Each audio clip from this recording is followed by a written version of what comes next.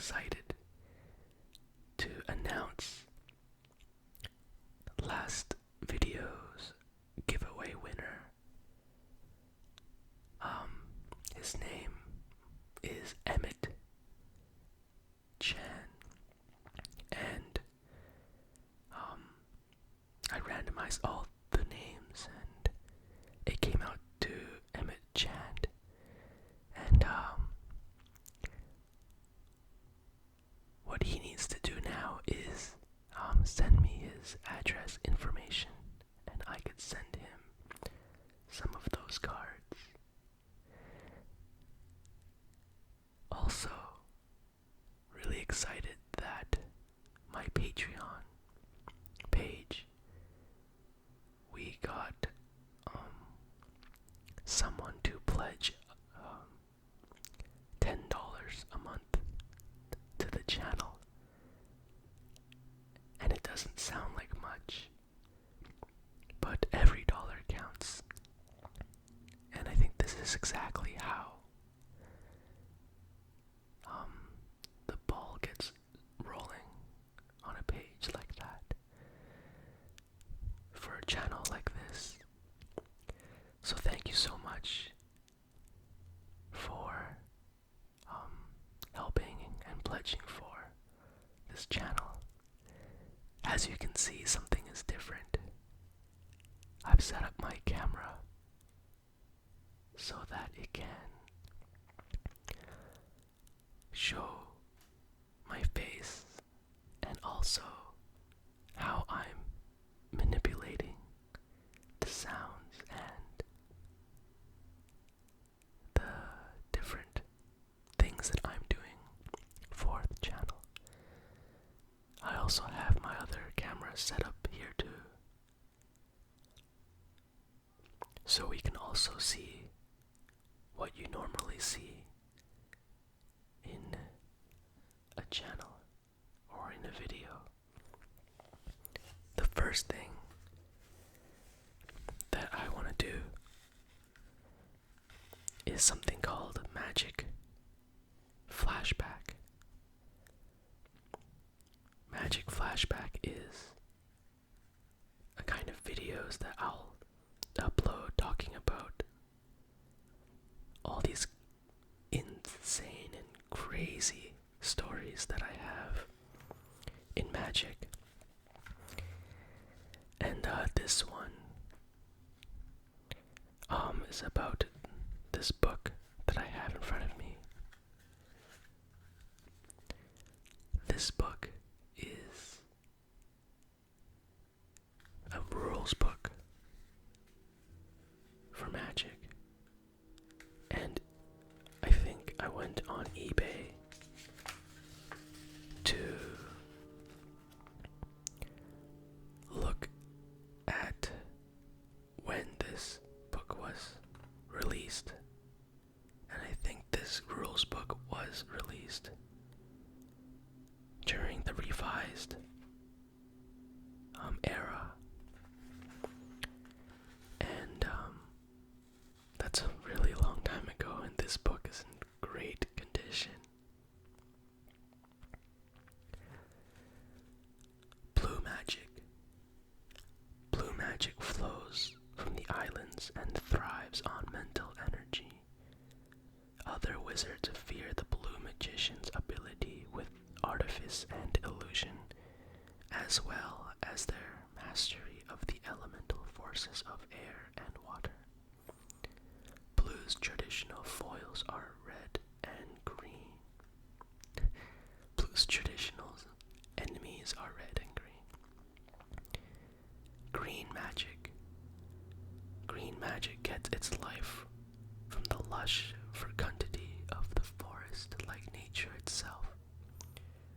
Green magic can bring both soothing serenity and thunderous destruction. Green's traditional foils are blue and black. Red magic. Red magic feeds on the vast energy boiling deep in the heart of the mountains. Masters of the earth and fire.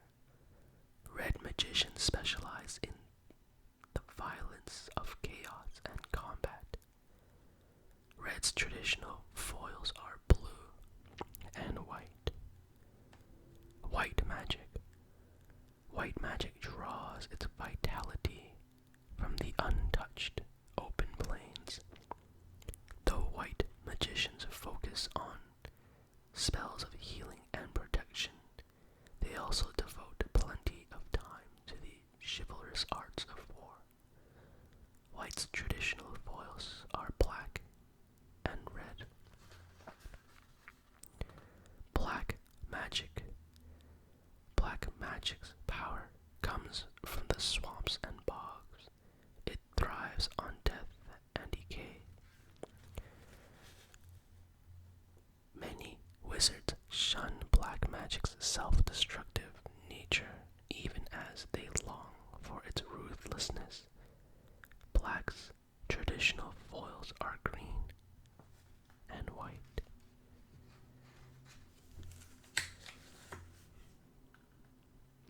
I got this rules book from a really old collection.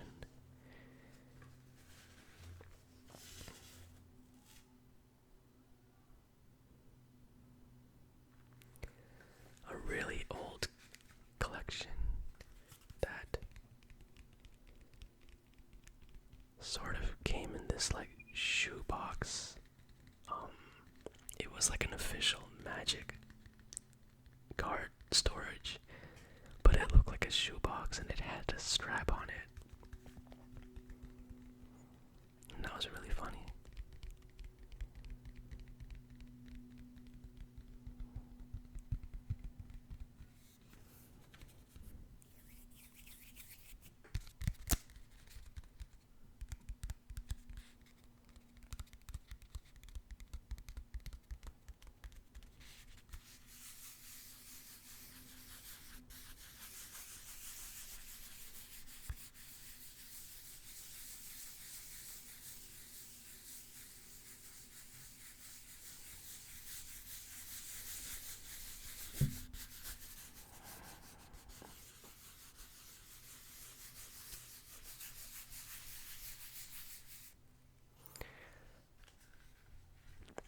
I hope you like this book and this flashback series where I talk about the different things all the different stories that I've had in the years of Magic. This is another one too.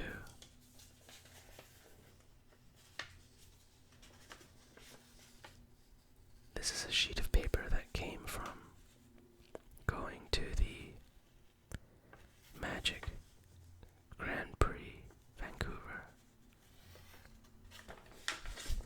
and it's on this scrap piece of paper that got from church. Yes, I do go to church. In fact, I spend a lot of time there.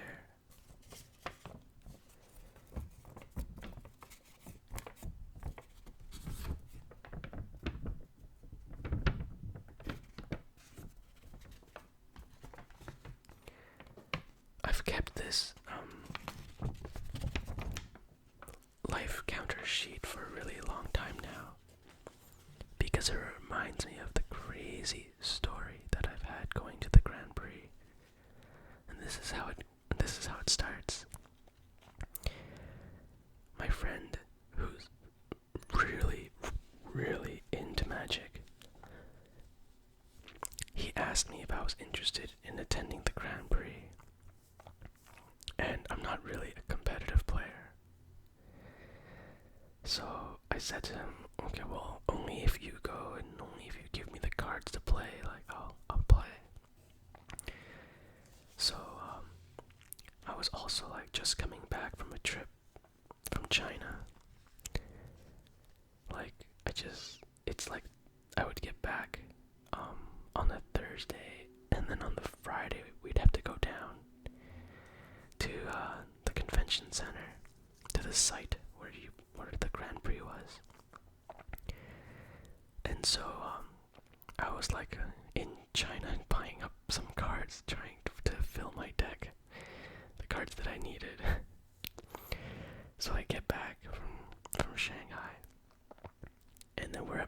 friend's house like the night before, trying to like get all the cards in and knowing how to correctly play and knowing which other decks to anticipate at the Grand Prix. And then that night my friend was like, oh, I'm not gonna play, I don't have a deck and I'm not confident and yada yada yada yada yada. And I was like, oh, so bummed out because the whole time he got me so excited for it. And I really wanted to play. And I put together this like red deck wins, modern, it's just a super quick deck to play. And eventually we both decided that I would join the tournament and the Grand Prix, and he would just help me understand my deck and how to anticipate and the meta. So we, I think it was a Saturday actually. That Saturday, we woke up really early, like 6:45. We had to bus all the way down to the Vancouver Convention Center, and we thought we were late, and we showed up. We're like running there. We showed up and registered my deck, and it was so early I didn't even eat breakfast. I was thinking, I'm just gonna play, like 1 or 2 games, and I'll get knocked out, and so like I'll just eat breakfast later. So I registered my deck and I wrote in all the cards, and then I had to wait for like another 15 minutes and like realize we weren't that late. We were just still really early. And then we start the first match. And the first match, it was only 2 games, as you can see. I only marked down 2. And I'm just playing this guy, and every turn he'd always call the judge on me. It was like turn 1 and he called the judge. Like, what's going on? And then when I was attacking on turn 2 and turn 3, he called the judge every time. And I think rightfully so, because I was making like basic errors in what I'm doing and how I'm triggering effects. But as you can see, game 1, I just pummeled him down. And then game 2 as well, he had no chance.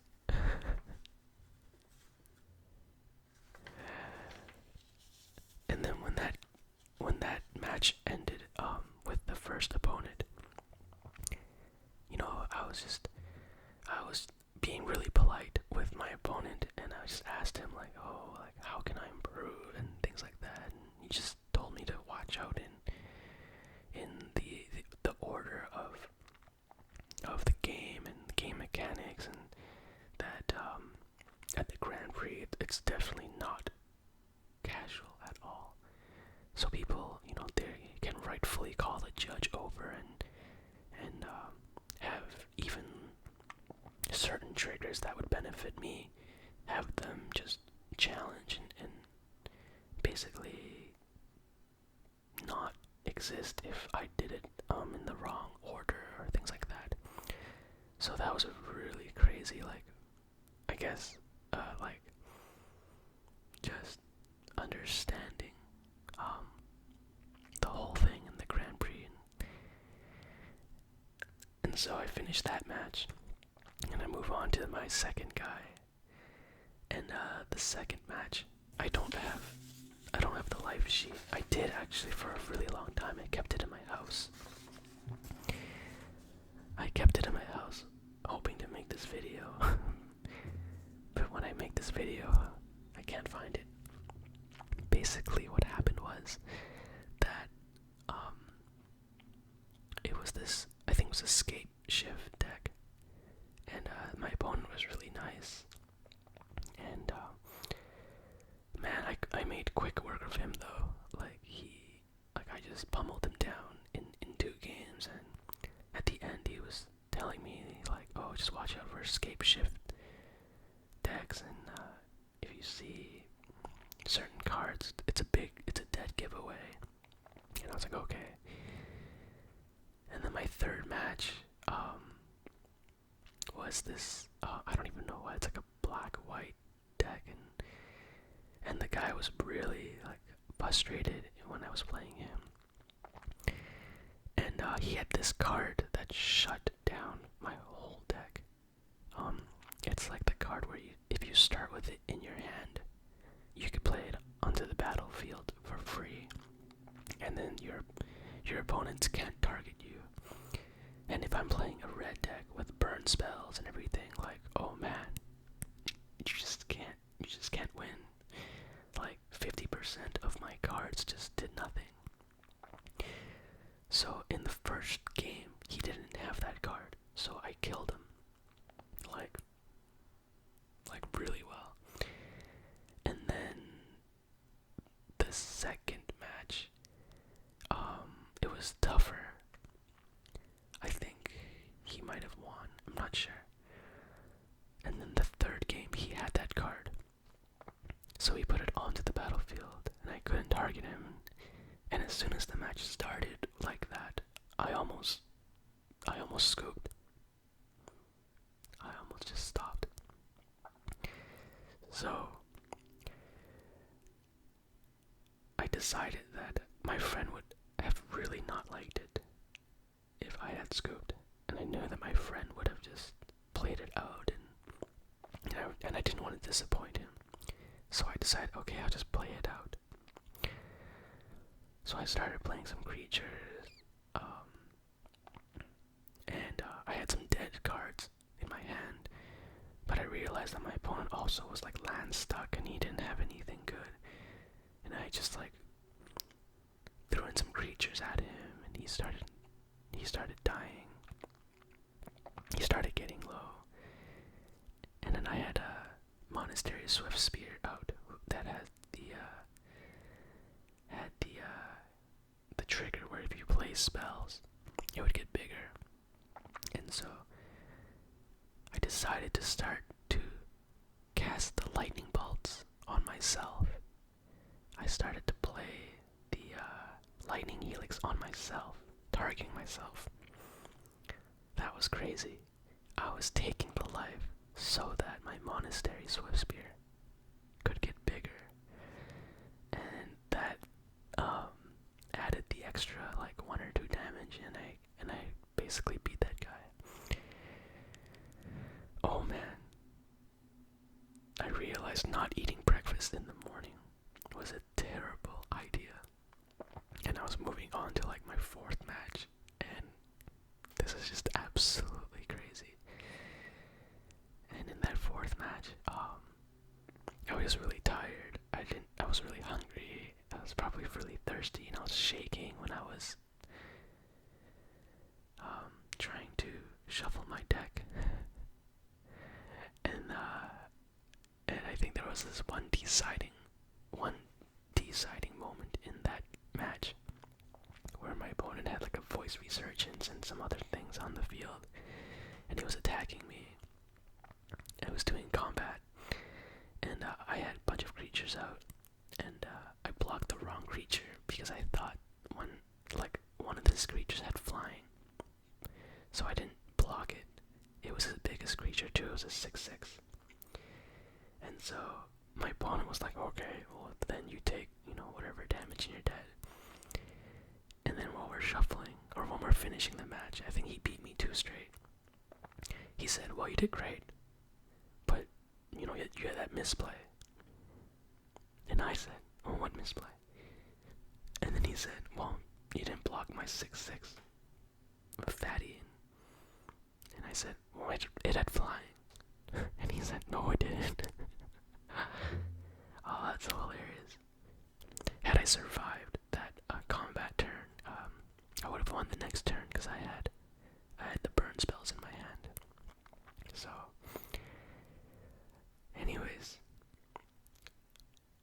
it was was still an awesome experience. I had to misplay here and there, but you know, I made quick work of 3 people, and I even qualified for day 2.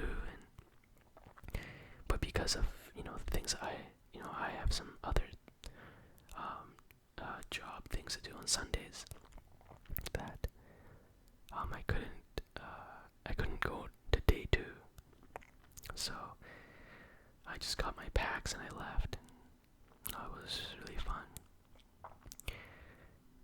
Anyways, hope you guys enjoyed this video, and maybe you like this setup with the 2 cameras.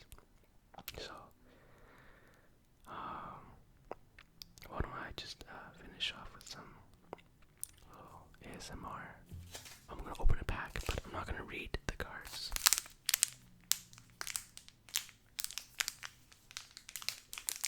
Oh, it's really loud, this one.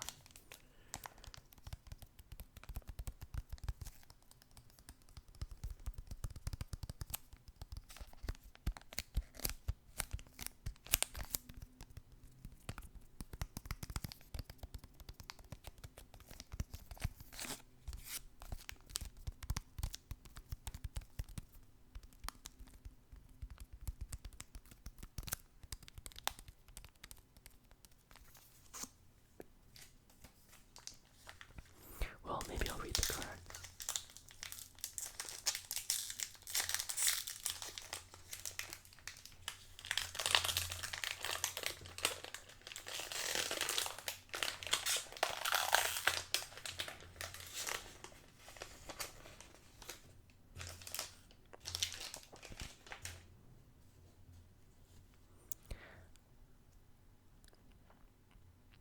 Some of these cards are read before, so I might not go into it.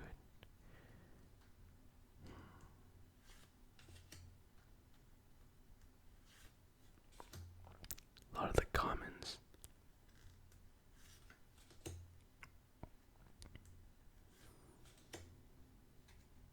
Whoa, this is cool. Stallion Ashmouth, 3 and a black. Creature Nightmare Horse. Delirium, 1 and a black. Stallion of Ashmouth gets +1/+1 until end of turn.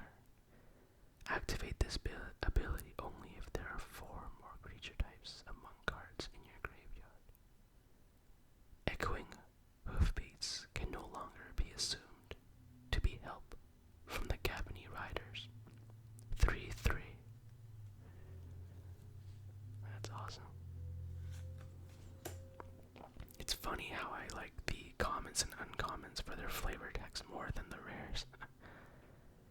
Byway Courier, 2 and a green. Creature, Human Scout. 1 Byway Courier dies, investigate. A good courier travels fast and asks no questions. 3/2. I think I've read this one before, but here we go. Grotesque Mutation, 1 and a black. Instant. Target creature gets +3/+1 and gains lifelink until end of turn. That is grotesque.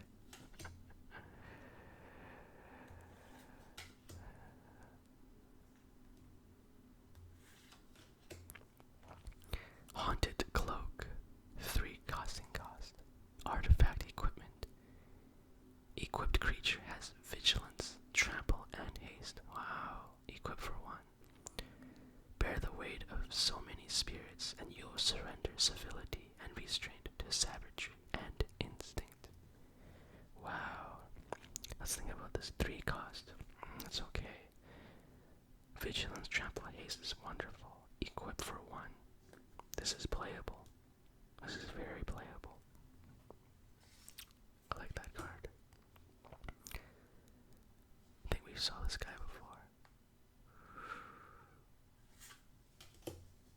Inexorable Blob, 2 and a green.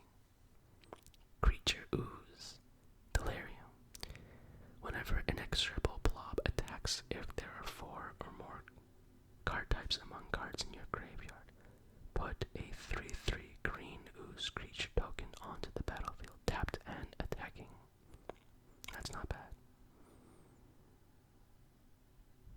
That's not bad at all. Hinterland Logger, 1 and a green. Creature, human werewolf. At the beginning of each player's upkeep, if no spells were cast last turn, transform Hinterland Logger. There's a forester lives up in the highlands. Tried to sell her one of my finest axes at a bargain, but she wasn't interested. Old Rustine transforms to Timber Shredder. Creature werewolf. Trample. At the beginning of each upkeep, if a player casts 2 or more spells last turn, transform Timber Shredder. She even had the audacity to criticize my wares as inferior. Old Rustine. 4-2.